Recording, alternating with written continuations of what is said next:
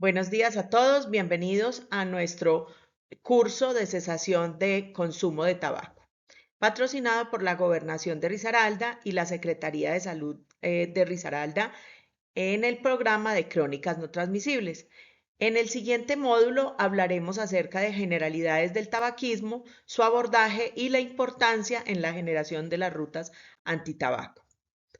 Cuando hablamos de definiciones, es importante saber y conocer que el tabaco sigue siendo una de las principales causas prevenibles de mala salud y muerte prematura en todo el mundo. Ya en el módulo previo se ha mencionado el impacto que tiene el humo del cigarrillo para nosotros a nivel local. Adicionalmente, los fumadores en su gran mayoría reconocen el daño que el tabaco produce en la salud de los mismos, pero no logran desengancharse de este consumo. Cuando hablamos de definición, hablamos de que fumar tabaco consiste en aspirar por la boca llevando a los pulmones el humo del tabaco quemado, y tenemos que tener en cuenta que existen diferentes modalidades de consumo de tabaco. Existe el tabaco que es con humo a través de los cigarrillos, los puros, las pipas, y el tabaco que es sin humo, el cual también ingresa nicotina y algunas sustancias tóxicas, pero que se relaciona con el masticar, el mambear, inhalar por la nariz o colocar el tabaco dentro de las mejillas o de las encías para generar la descomposición de estos elementos y el ingreso a los sistemas o al sistema de circulación de estos tóxicos. El consumo del tabaco, entonces, sin humo, tiene unas características similares a los daños que produce el tabaquismo que conocemos con la combustión y puede llevar a riesgos significativos para la salud. De ahí la importancia que todos evaluemos y estemos relacionados con este tipo de exposición. Cuando hablamos de dejar de fumar, tenemos que conocer, para nosotros dentro de este curso, es importante que conozcamos algunos conceptos que nos van a llevar de la mano o que nos van a permitir llevar de la mano a nuestros pacientes. Y el primero es dejar de fumar. La definición en la condición programática habla que dejar de fumar generalmente implica la intención de no fumar más cigarrillos a partir de un momento determinado que se llama intento de dejar de fumar, seguido de una resistencia autoconsciente de las ganas de fumar que dan como resultado de un periodo de abstinencia de la falta de estas sustancias que aporta el tabaco en el organismo.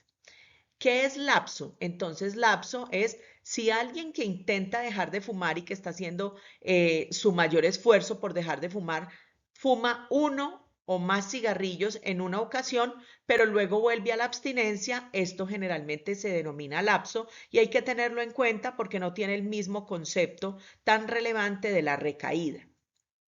Ahora bien, ¿qué es recaída? Si la persona vuelve a fumar regularmente, ¿sí? Y no persiste con el intento de dejar de fumar, esto es a lo que conocemos como recaída del hábito. Abstinencia a corto y largo plazo es otra definición interesante. Abstinencia a corto plazo se define comúnmente en términos de lograr hasta 4 semanas de no consumir el tabaco y de persistir en el intento de dejar de fumar. Y abstinencia a largo plazo hablamos a menudo cuando los pacientes tienen una abstinencia durante 6 meses, pero más típicamente implica la abstinencia hasta los 12 meses, donde hay que seguir apoyando a nuestros pacientes que están logrando ese intento de dejar de fumar. Entonces, miren ustedes que esto nos hace pensar o nos hace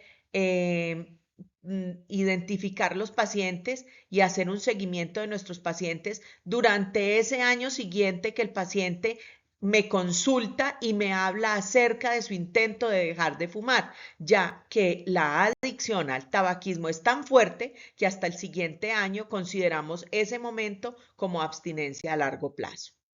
Cuando hablamos del impacto de la salud sobre el tabaquismo y los beneficios de dejar de fumar, entonces tenemos que tener en cuenta y expresarle a nuestros pacientes que ellos van a tener unos privilegios a medida que dejan de fumar o inmediatamente lo hacen. Entonces, con respecto a la enfermedad coronaria y al accidente cerebrovascular, se previenen si el cese se produce en edad adulta temprana, al menos parcialmente reversible a partir desde entonces. El cáncer de pulmón y de vías respiratorias superiores es prevenible si el cese se produce en la edad adulta temprana o hay un aumento adicional en el riesgo evitado a partir desde entonces.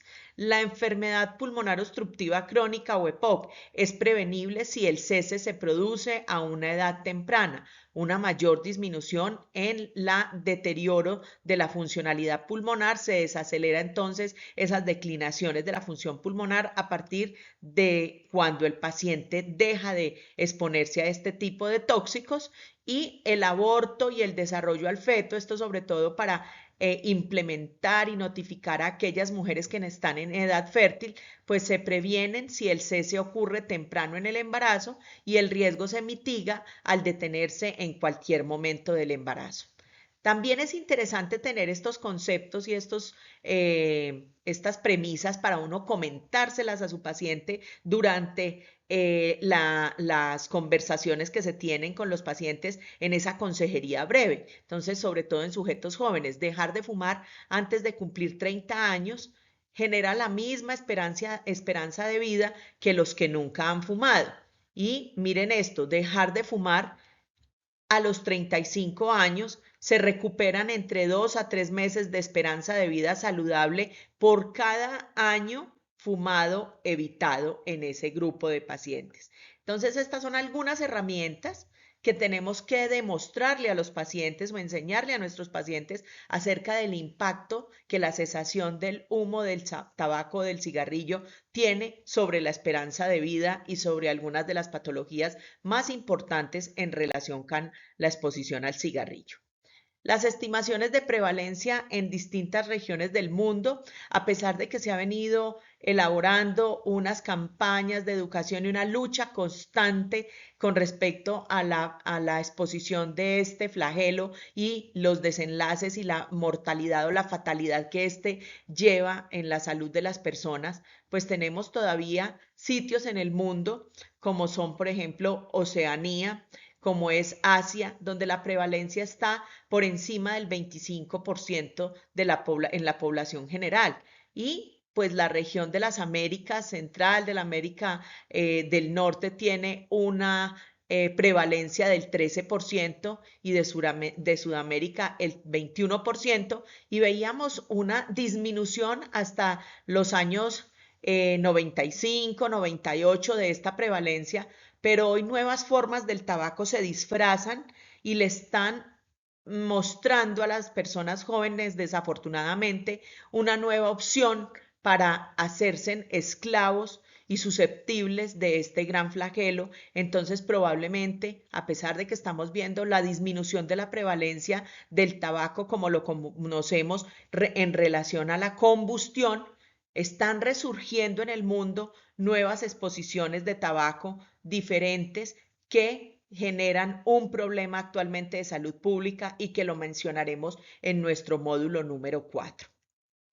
Definitivamente, unos datos interesantes o importantes aquí es que la edad más común para probar el cigarrillo por primera vez en países estudiados y en estos continentes es entre 10 y 15 años, una edad muy temprana, que fumar no diariamente es muy raro. Por lo tanto, aquel que dice que fuma de manera ocasional en la consulta no es muy creíble. Quien fuma lo hace de manera rutinaria y de manera crónica.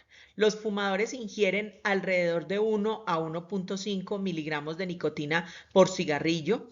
El nivel socioeconómico y las patologías psicológicas tienen que ver mucho con la prevalencia del tabaquismo en algunas regiones, y pues Risaralda no es la excepción. Nosotros tenemos importante notificación de patología psiquiátrica y de patología psicológica que hace que nuestra población sea vulnerable a este tipo de condición y a este tipo de exposición. Ahora miremos algunos de los factores psicológicos, farmacológicos y sociales implicados con el consumo de tabaquismo y con la forma rutinaria como la gente ya decanta este tabaquismo y lo hace parte de su vida. Entonces, en este estudio lo que mostraron fue que algunos de los que nunca habían fumado iniciaron en el consumo en relación a los amigos, en relación a su familia, son patrones que heredamos. ¿Sí? Entonces hay que tener en cuenta si usted ha tenido un padre, los abuelos, los tíos y han sido fumadores, probablemente tenemos que echarle el ojo o visualizar esa población de adolescentes o de personas jóvenes que se criaron dentro de estas familias de fumadores porque es un problema y esos patrones hereditarios probablemente llevan al consumo habitual del cigarrillo y llevan a una mayor dependencia de ese consumo de cigarrillo.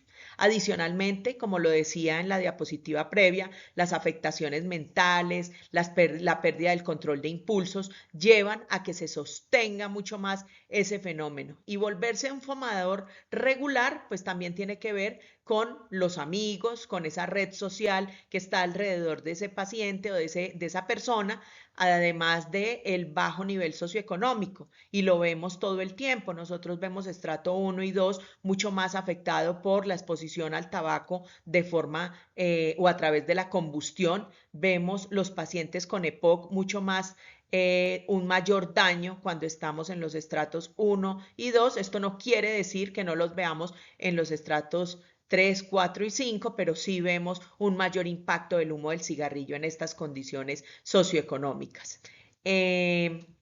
Los pacientes que consumen alcohol y algunas predisposiciones genéticas hacen que un paciente se vuelva consumidor habitual o regular del tabaquismo.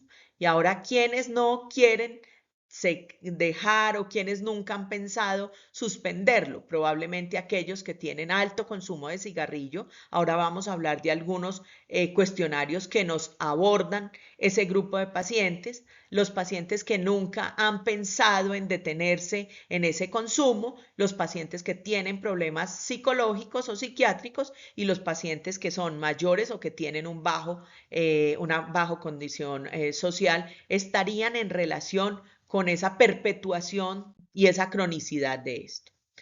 Con respecto a la iniciación del tabaquismo, entonces ya lo hemos dicho en las presentaciones previas, existen factores importantes que predicen la iniciación, como tener amigos fumadores, como tener padres fumadores, como tener un bajo grado social, una tendencia a los problemas de salud mental y una tendencia a la impulsividad. Eso hace que mi paciente se vuelva fumador y probablemente los factores que generan un salto hacia volverse un fumador regular, tener amigos que fumen, tener una familia de fumadores, orientación académica débil, pobre apoyo de los padres y de la familia, las actitudes a favor del cigarrillo, el buscar siempre el mismo grupo social, en el trabajo, tener una vecina en el barrio con la cual yo me veo cada noche y fumamos cigarrillo, pues estas actitudes hacen que se perpetúe la condición y se haga de manera regular. El consumo de alcohol definitivamente está ligado a esto y el bajo nivel socioeconómico.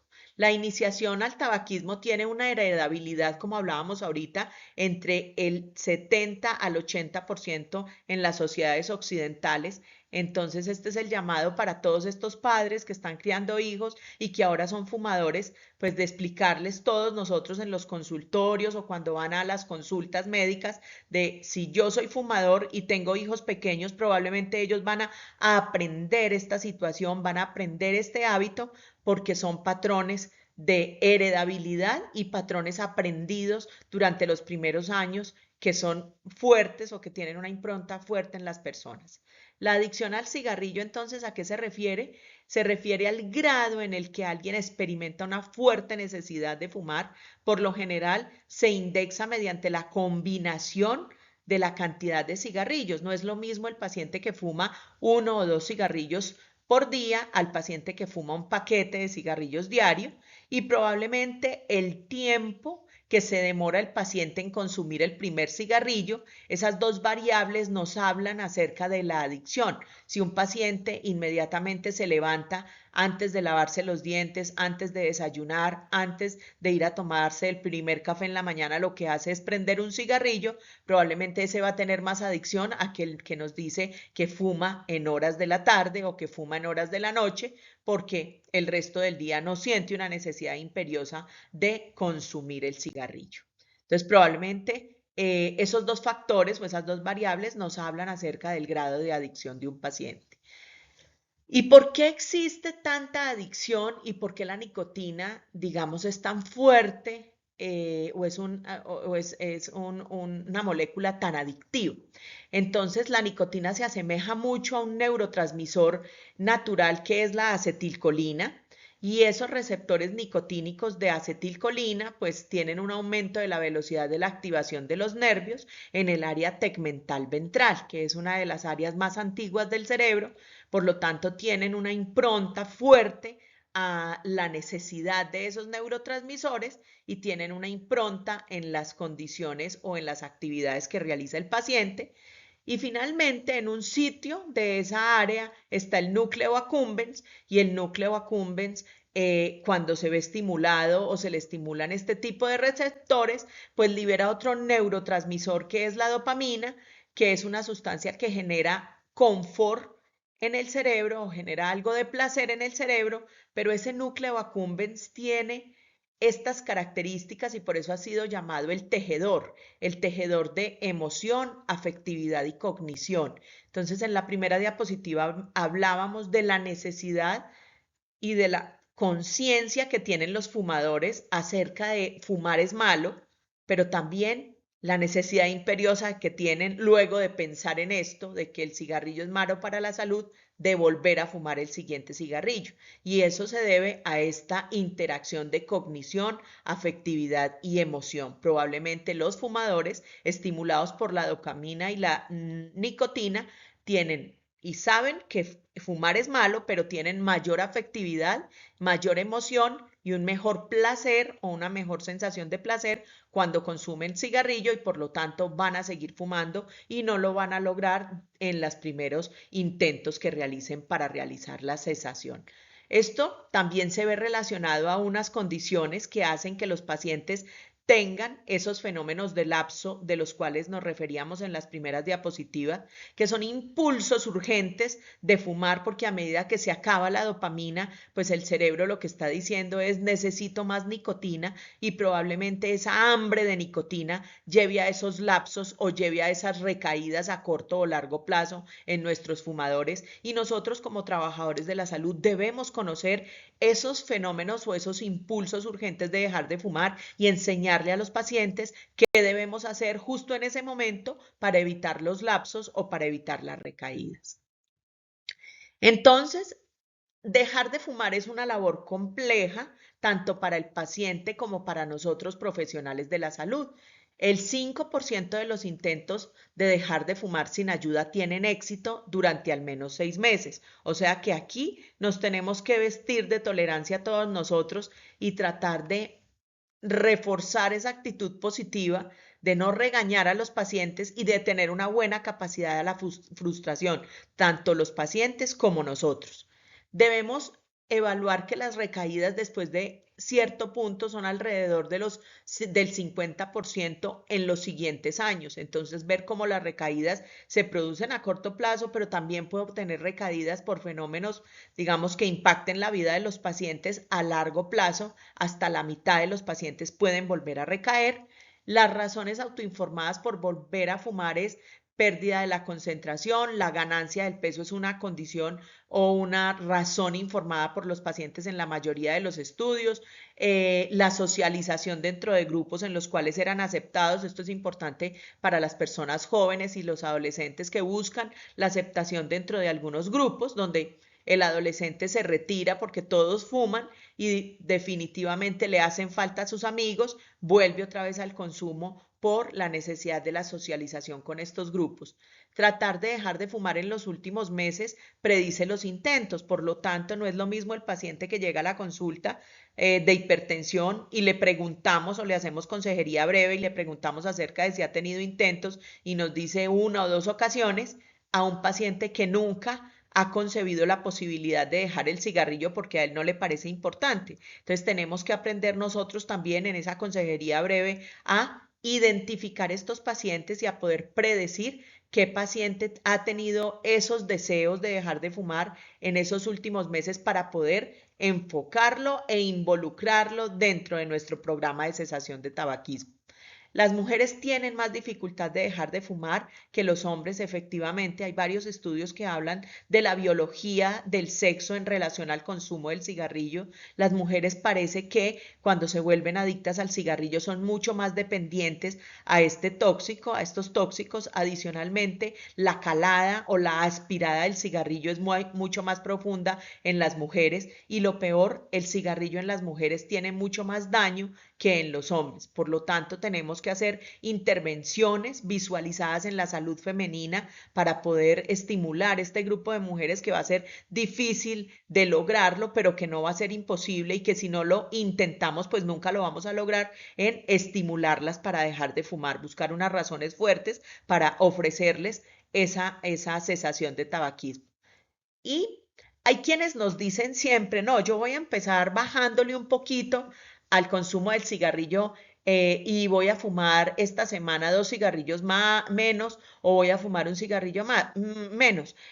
Probablemente puede ser una estrategia, pero esa estrategia en los estudios no ha mostrado mayor beneficio. Es mejor decirles a los pacientes que se establezca una fecha puntual para dejar de fumar y que luego de establecer esa estrategia o esa fecha, pues tratemos de suspenderlo o realizar la cesación de forma abrupta de la totalidad del consumo porque los resultados no van a ser los mismos en la reducción gradual, hay muchos más fracasos, hay muchas más recaídas, van a haber muchos momentos de lapsos o momentos de hambre de nicotina que el que decide, ¿sí?, dejarlo o suspenderlo de manera abrupta. Entonces, volvemos otra vez a este concepto de qué depende el dejar de fumar y de qué depende esa abstinencia o esa adicción al cigarrillo del primer día del cigarrillo y de la intensidad nominal de las ganas de fumar antes de un intento de dejar de fumar, predicen el éxito que vamos a tener con nuestros pacientes. Entonces, esto ténganlo en cuenta porque esta es una de las premisas para poder lograr en los pacientes lo que queremos, que es la cesación del tabaquismo. Ahora, vamos a hablar acerca de las intervenciones para combatir el tabaquismo. ¿Yo qué puedo hacer o qué hacen hoy en día los grupos para lograr dejar que las personas dejen de fumar? Entonces, aumentar el costo financiero mediante el aumento de los impuestos especiales y la reducción de la oferta ilícita. Probablemente el aumento de los costos genera una reducción entre 1 a 2 puntos porcentuales en la prevalencia por un aumento del 10% en los costos. Otras intervenciones son las campañas de marketing de antitabaco. Entonces, el efecto sobre el cese y el inicio varía según el contenido y la intensidad de las campañas. Si somos arduos en esa campaña, si se publican muchas cosas en esa campaña, pues probablemente lograremos, pero probablemente otras campañas de baja intensidad no lo logren. Breves consejos médicos para fumadores. Entonces aquí los tenemos. ¿Por qué la consejería breve sirve? Porque hay un aumento entre 1 a 3 puntos porcentuales en la tasa de abandono del hábito de fumar a largo plazo en todos los que lo reciben. Entonces no piensen que a uno dar una consejería de 3 minuticos durante la consulta, si todos lo hacemos en el paciente, el auxiliar de enfermería, la jefe, la terapeuta respiratoria cuando hace su trabajo, el señor de la puerta administrativo que le recoge un papel a un paciente y que probablemente lo conoce y viene a una cita de hipertensión y sabe que es fumador, pues probablemente todo esto va generando una conciencia en el paciente y esos son esos 1 a 3 puntos porcentuales que ustedes ven ahí. La prescripción de las terapias farmacológicas de la mano con todo esto pues logra dejar de fumar, digamos que con una eficacia alta de 5 a 15 puntos porcentuales para dejar de fumar cuando se hace en asociación con otras cosas. Yo no puedo prescribir sin hacer consejería o no puedo prescribir sin hacer una educación adecuada del paciente de estas terapias farmacológicas. Necesito hacer intervenciones que sean unidas, son intervenciones desde distintos puntos de vista, como lo están viendo ahí, para poder lograr el cese del tabaquismo en los pacientes. El apoyo conductual, por eso los psicólogos deben ver esta conferencia y este curso, porque el apoyo conductual, ya sea cara a cara o a través de las herramientas TICs que tenemos o de las telellamadas, pues probablemente nos va a aumentar entre 3 y 10 puntos porcentuales el éxito de dejar de fumar, sobre todo en los pacientes que manejan bien este tipo de infraestructura que se les brinda. Y los materiales impresos de autoayuda pueden servir, digamos que sí, pero muchas veces terminan en un archivo guardados en el consultorio de los médicos o terminan en un archivo guardados porque los pacientes no los leen o en las historias clínicas dentro de la papelería que lleva el paciente a la consulta, entonces probablemente no tienen mucha ayuda los materiales impresos. Los programas escolares antitrabajo, entonces tenemos que trabajar en esto de manera mancomunada con los profesores, hay que enseñarles a los niños desde pequeños que el cigarrillo es dañino para la salud, que tiene unos efectos nefastos para las condiciones de vida y que probablemente si se hace desde la infancia, pues esto va a hacer que los niños no aprendan esos patrones heredables que muchas veces tienen durante la convivencia dentro de la familia. Entonces, miremos un poco algo más puntual aquí acerca de si aumentan el costo financiero de dejar de fumar a través de aumentos de impuestos y el control de la oferta ilícita, pues lo que vamos a ver que ese aumento del 10% del costo real va a tener un impacto en el 4% menos de los cigarrillos comprados, que si se hacen campañas de mercadeo social, se puede prevenir el hábito de fumar, aumentar la tasa de los fumadores, intentar fumar y mejorar las posibilidades de éxito, probablemente disminuyen el consumo de cigarrillo y la intervención farmacológica definitivamente ayuda a estas estrategias para dejar de fumar de manera significativa, como lo ven ustedes ahí, pero no sola, sino en asociación con todo este tipo de intervenciones que tenemos allí. Con respecto al apoyo conductual, el apoyo conductual brindado por un especialista, en este caso puede ser un psicólogo, acerca de un estímulo, el asesoramiento, discutir con ese especialista, vale la pena que lo propongamos y que lo desarrollemos dentro de cada una de las rutas, en este caso de cesación de tabaquismo, dentro de cada uno de los sitios donde trabajemos. Semanalmente, hasta al menos 4 semanas después de la fecha objetivo para dejar de fumar, debería de ir un paciente al apoyo conductual. Entonces, si ustedes saben que el paciente va a dejar de fumar, por lo menos establecer un plan semanal para que lo vea el psicólogo y le dé el apoyo conductual necesario. La teleconsulta o la presencialidad pueden servir aquí cualquiera de las dos para poder lograr ese objetivo de esas cada semana antes de 4 semanas de la fecha. Entonces no hay problema. Quienes los tengan homologado o quien los tenga aprobado la teleconsulta lo puede instaurar dentro de su desarrollo.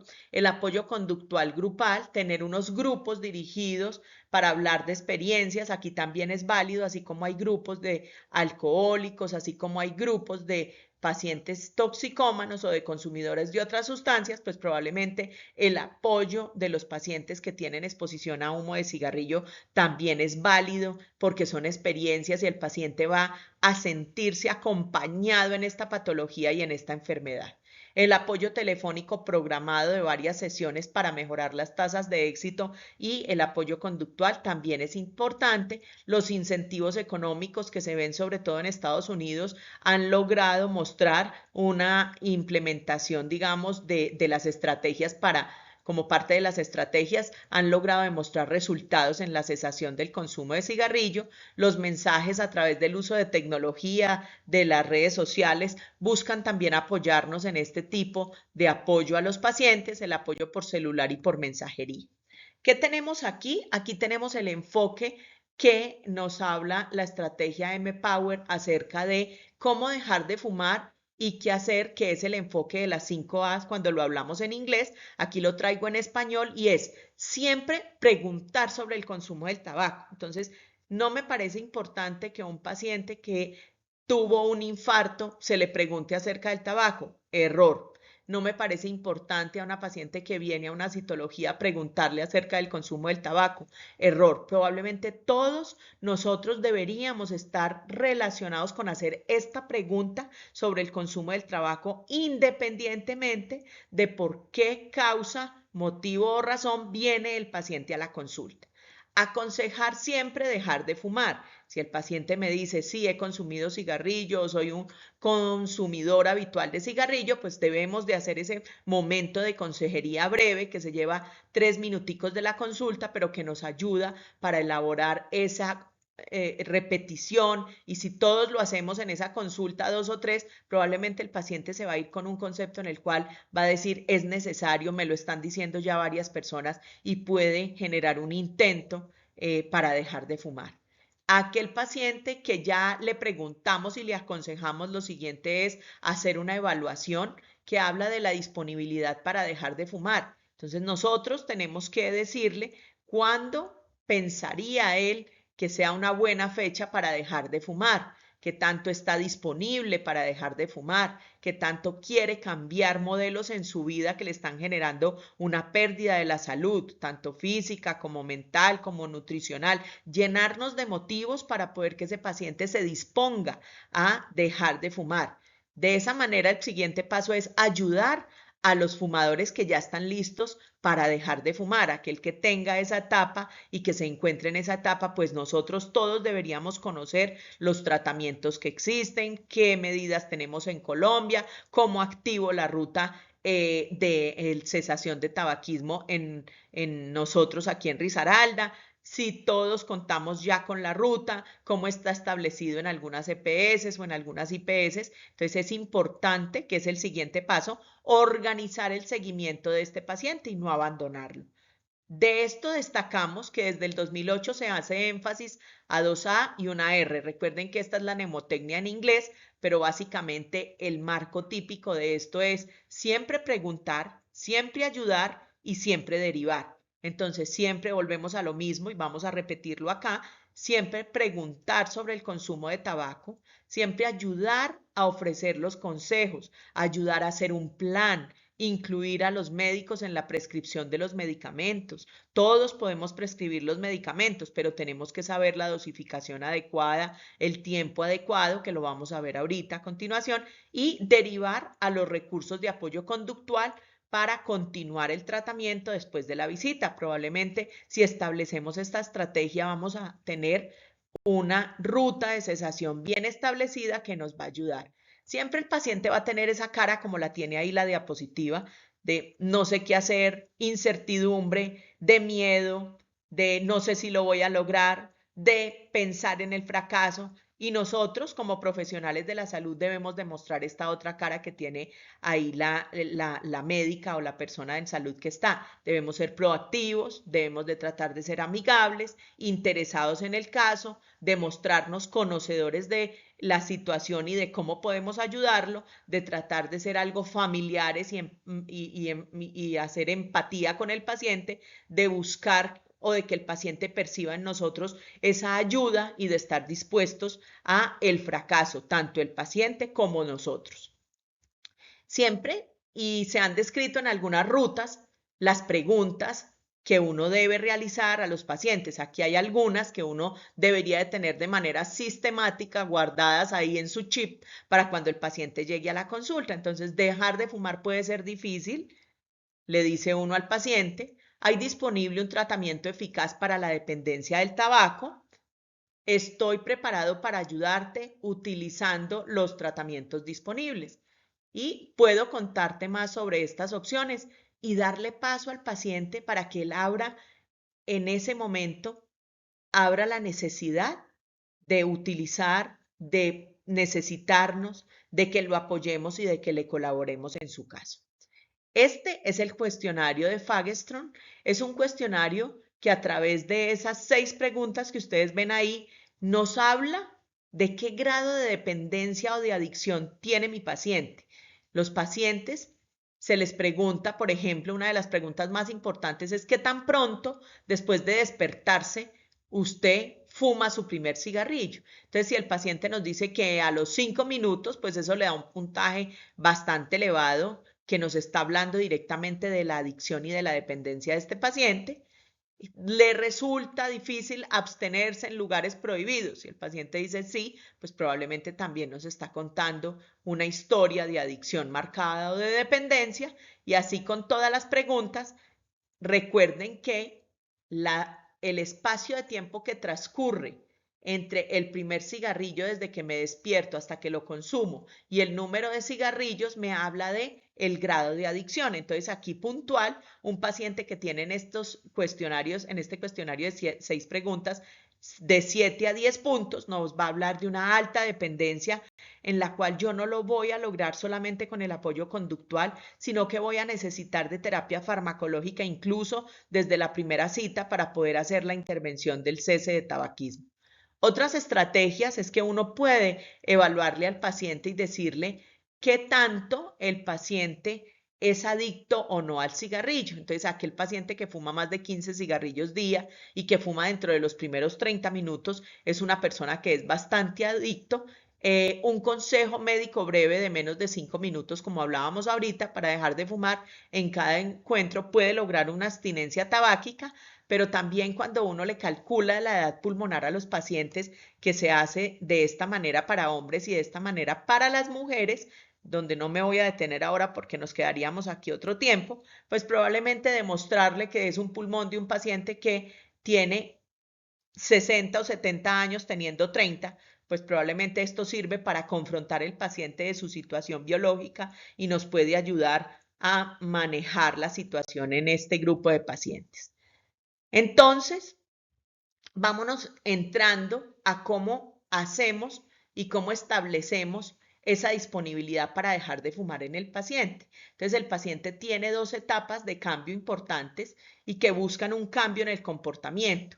En la primera etapa es una etapa de precontemplación. Preguntábamos ahorita qué preguntarle al paciente, qué ayudar al paciente, qué aconsejar al paciente.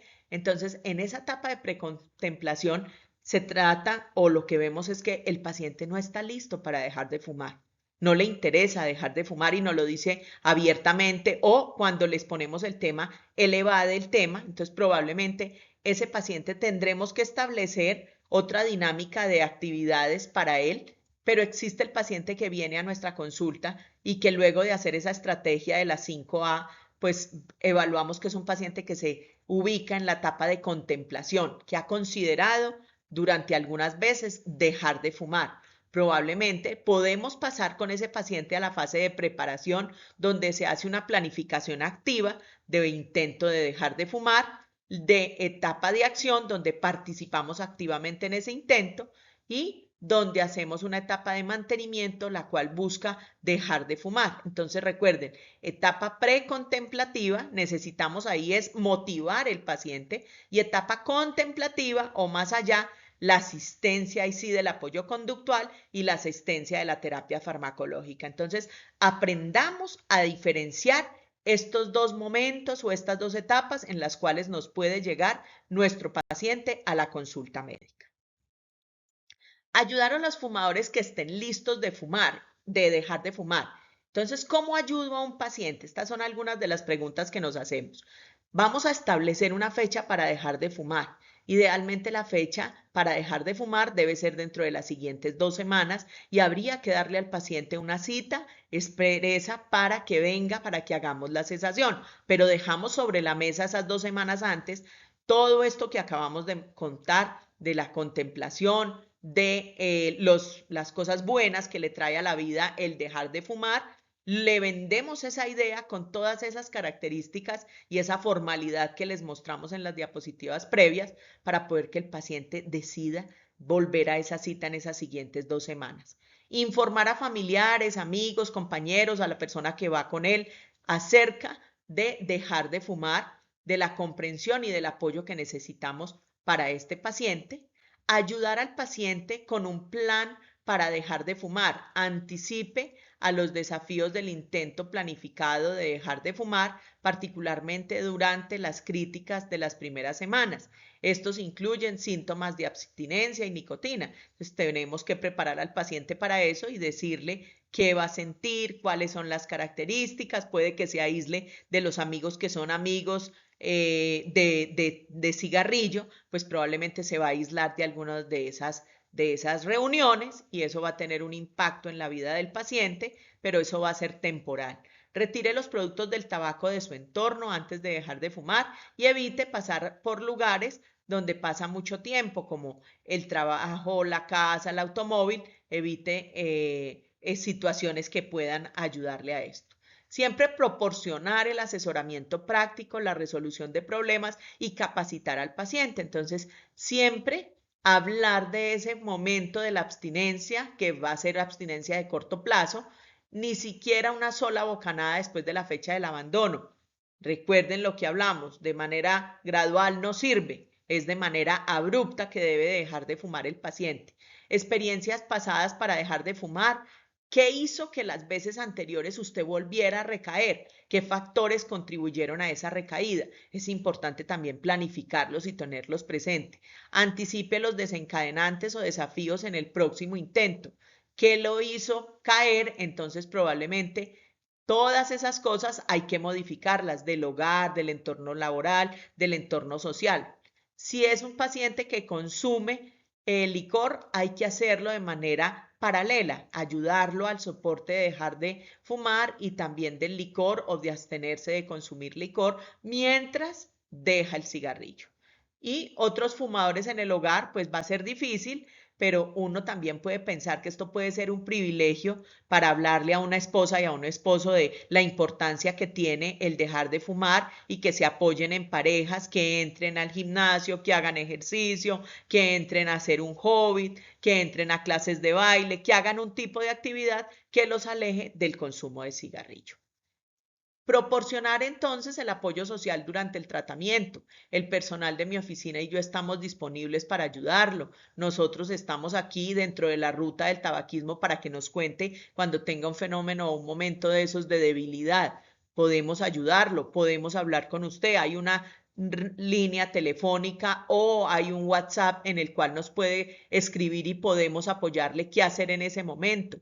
Ayudarle también al paciente dentro del ámbito social y decirle a sus amigos, a sus compañeros de trabajo, a la pareja, a los hijos, cómo le pueden ayudar. Recomendar el uso de farmacoterapias puede ser eficaz para este grupo de pacientes y existe todo tipo de material informativo, tanto en las redes sociales como en la televisión, como en YouTube, en todas las plataformas existen informaciones acerca de cómo ayudarnos para dejar de fumar. La terapia farmacológica, nosotros en Colombia desafortunadamente contamos con uno solo de estas intervenciones farmacológicas que les voy a comentar, pero muchos pacientes traen en ocasiones parches de nicotina que traen de Estados Unidos o les mandan y uno debe de conocer de qué se trata eso, por eso lo dejé aquí dentro de la presentación del día de hoy. Entonces el parche de nicotina, si es un paciente que fuma más de 10 cigarrillos al día, deben de proporcionarse parches de nicotina de 21 miligramos. Si es un paciente que fuma menos de 10 cigarrillos al día, parches de nicotina de 14 miligramos deben ser suministrados. Siempre se aplica un parche nuevo diario y puede comenzarse incluso el parche antes de la fecha de finalización del que ya está terminando, rotar solamente el sitio de aplicación y no requiere dosis decreciente. Ahí están las contraindicaciones. Recuerden que este material va a quedar colgado para que ustedes los estén revisando. ¿Cuáles otros suministros de nicotina conocemos? Son los chicles. Los chicles vienen en presentación de 2 miligramos y de 4 miligramos. Si el paciente se consume el cigarrillo antes de los más allá de 30 minutos después de despertarse, pues probablemente requiere una dosis de nicotina más baja de 2 miligramos, pero si el paciente es bastante adicto o dependiente por el test de Fagerström y consume el cigarrillo antes de los 3 minutos después de despertarse, probablemente va a necesitar 4 miligramos. ¿Cómo es la administración? una pieza cada hora o un chiclecito cada hora, según sea necesario, máximo 24. Recuerden que también puede haber intoxicación por nicotina, ¿sí? Y efectos gastrointestinales secundarios al consumo de este. Están las pastillas de nicotina, igual que los chicles, vienen de 2 y 4 miligramos, aquí una pieza cada 1 o 2 horas si es necesario. Irritan la piel y producen también los síntomas gastrointestinales, y existe también la nicotina en inhalador o en aerosol nasal. Otra terapia farmacológica que teníamos hasta hace poco era la vareniclina. Es una pastilla de 0,5 miligramos para empezar, y luego se titulaba las pastillas de 1 miligramo. Se iniciaba durante 3 días, 0,5 miligramos, luego 0,5 miligramos 2 veces al día durante otros 4 días, luego 1 miligramo 2 veces al día, y comenzar por 1 a 2 semanas antes de la fecha del abandono. Puede iniciarse hasta 5 semanas antes de la fecha del abandono, y esto pues lograba una reducción gradual del tabaquismo. Era importante el 50% en la cuarta semana, otro 50% lograba la octava semana, y dejaban de fumar una gran cantidad de pacientes a la semana 12. En este momento tiene una limitación la dispensación a nivel mundial y no contamos con esta tableta. Producía náuseas, insomnio, sueños anormales, visión, sueños vividos, dolor de cabeza, erupción cutánea, entre otros. ¿Y con qué contamos hoy en día? Nosotros aquí en Colombia tenemos bupropion. Es una pastilla de 150 miligramos. La conocen muy bien los psiquiatras. Muchas veces terminamos remitiendo a psiquiatría para que ellos manejen todas estas terapias, sobre todo esta del bupropion. Se usan 150 miligramos día durante 3 días, y luego se sube la dosis a 150 miligramos 2 veces al día. Comenzar 1 a 2 semanas antes de la fecha del abandono es lo preferible para dejar de fumar, y la reducción gradual del tabaquismo es una alternativa y logra reducir igual que la vareniclina a las 4 semanas 50, y entre la octava y la 12 semana logra también una reducción significativa. Las desventajas, digamos que los síntomas neuropsiquiátricos, puede producir embotamiento, aumento de peso, puede producir insomnio, agitación, boca seca, dolor de cabeza, entre otros. Pero ahí tienen entonces cómo se hace la prescripción de esos 3 días iniciales de dosis más bajas de los siguientes días para mejorar la adherencia. Organizar el seguimiento es importante. ¿Qué vamos a hacer con este paciente cuando ya logremos la cesación? Entonces, abordar cualquier problema que se desarrolle asociado con esfuerzos para dejar de fumar, como es el aumento del peso, la depresión, cambios en relaciones con los amigos, conflictos con familiares que fuman. Es importante porque esto a la larga son los motivos por los cuales la gente recae. Entonces, si el paciente empieza a aumentar de peso, probablemente yo tengo que enviarlo al nutricionista o enviarlo al endocrinólogo o estimularle un plan de acción con el deportólogo para que no se vea incrementado ese aumento de peso, porque vemos que es uno de los factores de riesgo por los cuales los pacientes recaen en los tratamientos de cesación. La prevención de recaídas también es importante.